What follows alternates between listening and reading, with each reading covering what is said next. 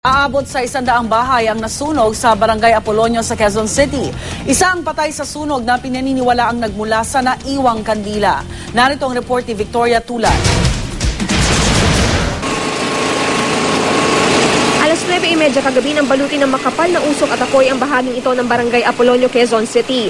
Matapos umanong mapabayaan ng isang residente ang nakasinding kandila sa loob ng kanyang inuupahang bahay. Ayon sa kapitan ng barangay, brown out nang mangyari ang sunog. Wala pang isang oras ay umakyat na sa 5th alarm ang sunog na tumupok sa may 50 hanggang 100 bahay. Hindi na nakaligtas ang isa sa mga residente na kinilalang si Romulo Francia, 47 taong gulang. Ayon sa kanyang mga kasambahay, sinubukang bumalik ni Francia sa nasusunog na bahay pero hindi na nito nagawang makalabas, maaring dahil na rin sa kalasingan. Yung sunog natin nagsimula doon sa bahay ni... Sangayon doon sa investigator natin, nagsimula to sa bahay ni Richard Samson sa 2-story residential. Gawa sa light material sa mga bahay kaya't mabilis kumalat ang apoy. Kanya-kanya nang ang buhos ng tubig ang mga residente sa mga bahay para agad maapula ang sunog at makapagsalba pa ng gamit. Ang ilan, sinira na mga dingding para maabot ang apoy. Si Randy na nawala ng tirahan sa sunog, kakaunting damit, bigas at gamit na lamang ang naisalba. Nagsigawan sila ron, sabi nila, sunog, sunog. Ay ngayon, palaki ang apoy, hindi na rin kami makakuan. Nagbabaan na kami ang aming hinagilap yung mga bata. Kaya nagkuhan na kami.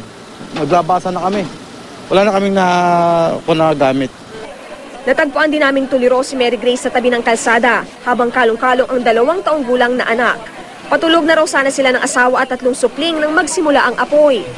Ay, ibang gamit pinabayaan na namin doon. Inuna ko lang po yung mga anak ko. Tapos hindi na kami bumalik, yung asawa ko na lang nandun sa loob.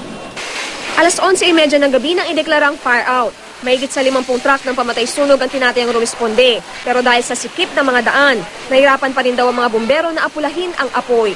Aabot naman sa 3 milyong piso ang halaga ng nasirang ari-arian. Ang mga nasunugan, sa covered court na ito raw muna mananatili kung saan kailangan nilang magkasya sa maninipis na karton at rasyon ng pagkain. We need food, used clothings, siguro canned goods. Magpapaluto kami bukas ng early morning to feed these people. Ito ang unang balita mula sa Quezon City. Victoria Tulad, reporting.